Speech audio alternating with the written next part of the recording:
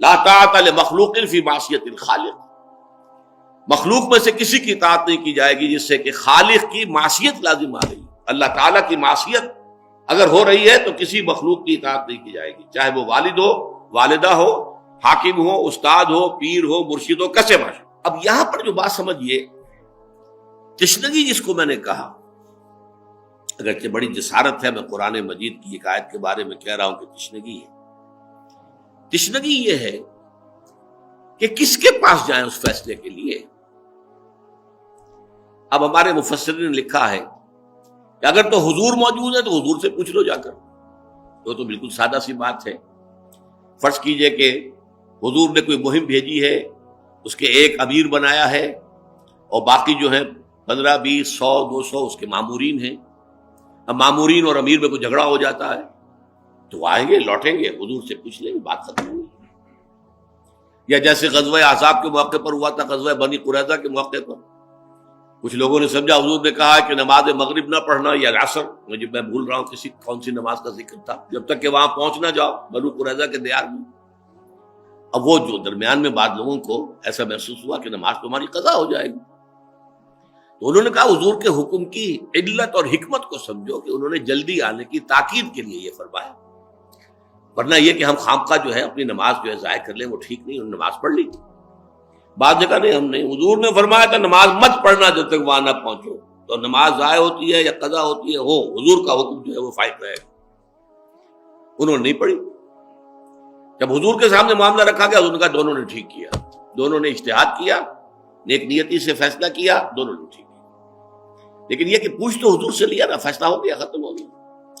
اس کے بعد کیا کیا جائے؟ تو ہمارے مفسرین لکھتے ہیں کہ پھر یہ کہ جو امت کے فقہا، علماء، مفتی حضرات جو جاننے والے ہیں ان سے رجوع کیا جائے، وہ بتائیں گے کہ آیا یہ شریعت کے دائرے کے اندر ہے یا نہیں۔ یہ بات وزنی ہے، اگر کوئی اور انتظام اس کا نہ ہو تو ظاہر بات ہے کہ پھر یہی شکل اختیار کی جائے گی۔ ایک حاکم ہے، ایک یہ کہ ان کی کوئی ادارہ ہے، صدر مملکت ہے، وہ اشتہاد کر رہا ہے، کوئی آرڈیننس نافذ کرنا چاہ رہا ہے، ایک شہری ہے وہ سمجھتا ہے کہ نہیں یہ شریعت کے تقاضوں کے خلاف ہے، تو کیا کریں گے؟ اب فیصلہ کرنا ہے اللہ اور اس کے رسول کے احکام کے تحت، اور اللہ اور اس کے رسول کے احکام کے جاننے والے علماء فضلاء وہ موجود ہیں، ان کی طرف رجوع کیجیے۔ اس میں بھی مصیبت پیدا ہوتی ہے کہ کون سے علماء؟ آپ کو معلوم ہے کہ سب سے پہلے جو بنو عباس کے اندر مسئلہ پیدا ہوا تھا وہ یہی تھا کہ خلفاء نے یہ کہا، پہلے حضرت امام مالک رحمۃ اللہ علیہ کو، کہ آپ کی کتاب موطا کو ہم بنا دیتے ہیں کتاب قانون اور آپ قاضی القضات بن جائیے، معاملہ بس ٹھیک ہو جائے گا، آپ کے فیصلے ہوں گے اور آپ کے فتوے ہی قانون کی شکل اختیار کر لیں۔ انہوں نے رد کر دیا، نہیں، وہ تو تعاون کرنے کو تیار نہیں تھے کہ انہوں نے جبرن بیعت لی ہے مسلمانوں سے، تو ان کی بیعت جو ہے وہ صحیح ہے ہی نہیں، وہ تعاون انہوں نے کیا، مارے کھائیں، ان کے چہرے پر کالک مل کر اونٹ پر بٹھا کر مدینے میں پھرایا گیا، اور اس وقت وہ کہتے تھے جو مجھے جانتا ہے جانتا ہے، جو نہیں جانتا ہے وہ جان لے، میں مالک بن انس ہوں اور میں کہتا ہوں طلاق مکرہ کوئی شے نہیں۔ مسئلہ کیا تھا کہ اگر کسی شخص کو موت کی دھمکی دے کر تم اپنی بیوی کو لازماً طلاق دو ورنہ میں تمہیں قتل کر دوں، اب اگر وہ شخص طلاق دیتا طلاق ہو گئی یا نہیں ہو گئی؟ مجبور، اسے قتل کی دھمکی دی گئی۔ اس مسئلے میں اختلاف ہوا، امام مالک نے کہا طلاق نہیں ہوتی، لیکن امام ابو حنیفہ کا فتویٰ یہ ہے کہ طلاق ہو جائے گی، اس لیے کہ کیا معلوم، کسی شخص کو دھمکی دی گئی ہے، وہ اس کو معلوم ہے کہ مجھے دھمکی دی گئی ہے، لیکن یہ کہ اس نے طلاق دے دی ہے، کسی اور شخص نے اسے شادی کر لی ہے اس عورت سے جس کو اس نے طلاق دی ہے، اسے کیا پتا تھا کہ اس کو طلاق کی شکل میں دی گئی ہے؟ لہذا انہوں نے معاملات کے دور دراز پہلوؤں کو دیکھا کہ مجبوری کی جو طلاق ہے وہ بھی طلاق ہو جائے گی، جب اس نے کہہ دیا اپنی زبان سے طلاق ہو جائے گی۔ بہرحال اسی پر زد پڑ رہی تھی بیعت، اگر بیعت جبرن لی جائے تو وہ بیعت ہے یا نہیں ہے، اس لیے پھر وہ عتاب کا شکار ہوئے۔ اس کے بعد یہ منصب پیش کیا گیا حضرت امام ابو حنیفہ رحمۃ اللہ علیہ کو، انہوں نے بھی انکار کر دیا کہ ابھی تو اسلامی فقہ جو ہے فارمیٹو سٹیجز میں ہے، میرے اجتہادات بھی ہیں، میری آراء بھی ہیں، میرے شاگردوں کی بھی ہیں، اور بھی مجتہد لوگ ہیں، میں یہ نہیں چاہتا کہ میرے اجتہاد جو ہے وہ قوت کے ساتھ ٹھوس دیے جائیں لوگوں کو۔ اگر مجھے قاضی القضات بنا دیا گیا تو ظاہر بات ہے کہ میرے ہی قوانین، میری ہی رائے جو ہے وہ پوری مملکت کے اندر قانون بن جائے گی۔ لیکن یہ کہ ان کے شاگرد نے، قاضی ابو یوسف نے یہ منصب قبول کر لیا، استاد نے نہیں کیا تھا، امام ابو حنیفہ نے نہیں کیا تھا۔ بہرحال یہ مسئلہ پاکستان میں بھی رہا ہے۔ قرارداد مقاصد کے پاس ہونے کے بعد سوال پیدا ہوا کہ جب قرارداد مقاصد میں اصول یہ طے ہو گئے کہ حاکمیت یہاں اللہ کی ہے، اور ہمارے پاس، جمہور کے پاس یا جمہور کے نمائندوں کے پاس جو بھی اختیارات ہیں وہ ایک مقدس امانت ہے، ان کے ذاتی ملکیت نہیں ہے، اور وہ استعمال ہوں گے اصل حاکم یعنی اللہ تعالی کی طرف سے جو حدود اور جو قیود عائد کر دی گئی ہے اس کے اندر within the limits laid down by Allah, the sovereign, the real sovereign. اب قانون سازی ہوگی تو اب ظاہر بات ہے کہ جو پارلیمنٹ ہے اس کے اندر کوئی مفتی لوگ تو نہیں بیٹھے ہوئے، کوئی ایک آدھ دو چار عالم دین بھی ہیں، لیکن کیا بات، کیا ان کی رائے پوری پارلیمنٹ کے اوپر حاوی ہو جائے گی؟ اس کا تو مطلب یہ ہے کہ پھر وہ تھیوکریسی بن گئی، ایک مذہبی طبقے کی حکومت بن گئی۔ تو ابتدا میں سن 56 کے دستور کے اندر جو طے کیا گیا تھا وہ یہ تھا کہ علماء کا بورڈ بنایا جائے، بلکہ اس سے بھی پہلے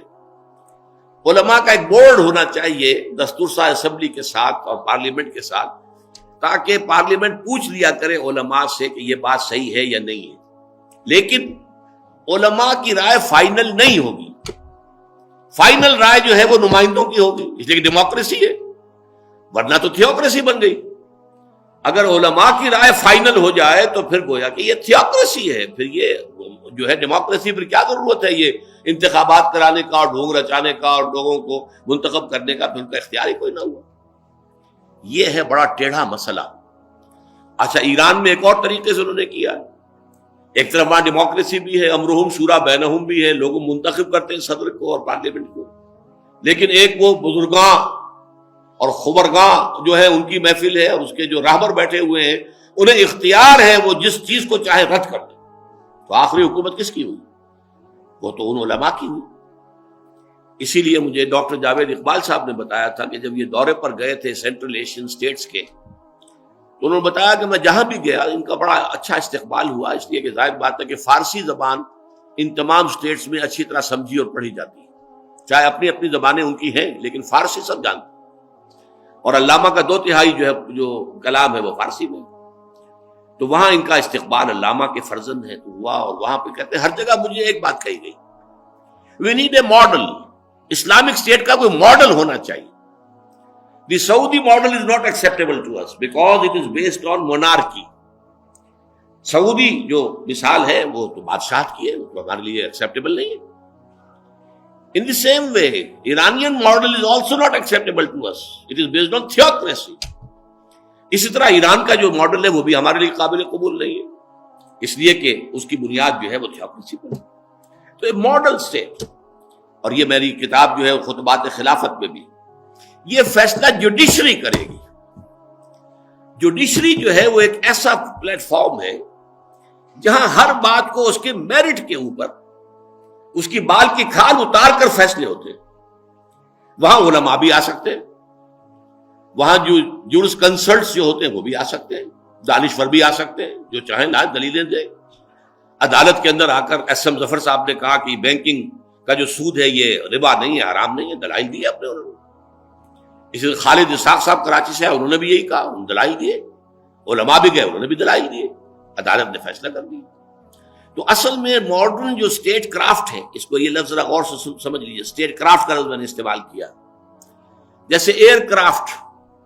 اب ایئر کرافٹ جو ہے وہ کتنی بڑی مشینری ہے، اس کے اندر ہے کیا کیا پیچیدہ پرزے ہیں، میرے اور آپ کے لیے تو اس کا تصور کرنا ممکن نہیں ہوگا۔ ایک دیو ہیکل شے جو ہے 500 آدمیوں کو سوار لے کر اور پتہ نہیں کتنے ٹن اور سامان لے کر ہوا میں تیر رہی ہے اور جا رہی ہے، 747 چلا جا رہا ہے، اڑا رہا۔ اسی طرح آپ کہتے ہیں اسپیس کرافٹ، وہ چیز جو اسپیس میں جا رہی ہے۔ بالکل اسی طریقے سے اسٹیٹ کرافٹ یہ ایک سائنس ہے، political science. State craft, state کے پرزے کون سے ہوتے ہیں، اس کے مین جو ہے وہ پلرز کون سے ہیں، اس میں ایگزیکٹو ہے، جوڈیشری ہے، اور اس میں پھر لیجسلیچر ہے۔ تو یہ ساری چیزیں جو اسپیس کرافٹ کی طرح پر ایک اسٹیٹ کرافٹ کی شکل میں بنی ہیں، ان میں یہ ہے کہ جوڈیشری کسٹوڈین ہوتی ہے کانسٹیٹیوشن کی، کانسٹیٹیوشن میں یہ لکھا ہو، جو ہمارے بھی کانسٹیٹیوشن میں موجود ہے، دفعہ 227، no legislation can be made repugnant to the book of Allah and the Sunnah of the profit صلی اللہ علیہ وسلم، لکھا ہوا ہے، لیکن اسے کاؤنسل آف اسلامک آئیڈیالوجی کے ساتھ باندھ کر نتھی کر دیا گیا کہ کاؤنسل آف اسلامک آئیڈیالوجی اس میں رائے دیتی رہے گی، تبصرے کرتی رہے گی، جائزے لیتی رہے گی، اور اس کے بعد جو ہے بس آگے کہیں ذکر نہیں ان کی سفارشات کا کیا حشر ہوگا، مانی جائیں گی نہیں مانی جائیں گی، کیا ہوگا، کچھ نہیں۔ لہذا کروڑوں روپیہ خرچ ہوا ہے کاؤنسل آف اسلامک آئیڈیالوجی پر، ان کی سفارشات کی فائلوں سے الماریاں بھر گئی ہیں، وزارت قانون کی بھی اور وزارت مالیات کی بھی، تمام وزارتوں کی، ایک نتیجہ زیرو۔ لیکن اگر یہی فی الواقع امپلیمنٹ ہو جائے، no legislation can be done here repugnant to the Quran and the Sunnah, اس لیے کہ دو چیزیں ہیں مستقل، اطیعوا اللہ و اطیعوا الرسول، اولی الامر منکم تیسرے نمبر پر ہے، تابع ہے، اور یہ کہ کوئی شے ان کی، کوئی اقدام ان کا، کوئی آرڈیننس ان کا، کوئی فیصلہ ان کا، کوئی قانون جو انہوں نے بنایا ہے، آیا وہ کتاب و سنت کے منافی ہے یا نہیں، جوڈیشری کرے گا۔ اسی لیے میں نے ہمیشہ کہا کہ بہت صحیح سمت میں قدم اٹھایا تھا ضیاء الحق صاحب نے جب انہوں نے فیڈرل شریعت کورٹ قائم کیا، لیکن بدقسمتی ہماری بھی اور اس شخص کی خود اپنی بدقسمتی، اس فیڈرل شریعت کورٹ کو دو ہتکڑیاں پہنا دی، دو بیڑیاں اس کے پاؤں میں ڈال دی، اسے بالکل غیر مؤثر کر دیا۔ جیسے دفعہ 227 جو ہے وہ غیر مؤثر، اسے نتھی کر دیا گیا کاؤنسل آف اسلامک آئیڈیالوجی کے ساتھ، ایسے ہی فیڈرل شریعت کورٹ غیر مؤثر، دستور پاکستان تمہارے دائرہ کار سے خارج، جوڈیشل پروسیجرل لاز تمہارے دائرہ قانون سے خارج، مسلم فیملی لاز تمہارے دائرہ قانون سے خارج، مالیاتی تمام قوانین بھی 10 سال تک تمہارے دائرہ کار سے خارج۔ وہ 10 سال کی مدت پوری ہو گئی تو وہ ایک ہتھکڑی کھل گئی، تو فیڈرل شریعت کورٹ نے جو ہے فیصلہ دے دیا کہ بینک انٹرسٹ، کمرشل انٹرسٹ بھی ربا ہے اور حرام ہے۔ لیکن اس کا بھی جو حشر ہوا ہے، 10 سال تو ہو چکے، 11 سال، اس کی امپلیمنٹیشن کی کوئی نوبت ابھی تک نہیں آئی، نیت نہیں، ارادہ نہیں۔ بہرحال یہ طریقہ ہے، اللہ اور اس کے رسول کی اطاعت ہے مستقل، اور اولو الامر جو بھی ہو، اولو الامر جو ہے تھانے دار بھی ہے، اولو الامر ڈپٹی کمشنر بھی ہے ایک دائرے کے اندر، اولو الامر جو ہے کمشنر بھی ہے، اولو الامر جو ہے کوئی صوبے کا وزیر اعظم بھی ہے، گورنر بھی ہے، پھر ٹاپ کے اوپر وزیر اعظم بھی ہے یا صدر بھی ہے، کوئی بھی ہو اولو الامر، ان سب کی اطاعت جو ہے وہ تابع ہے اللہ اور اس کے رسول کی اطاعت کے، اور اگر کہیں اختلاف ہو جائے تو فیصلہ جو ہے اللہ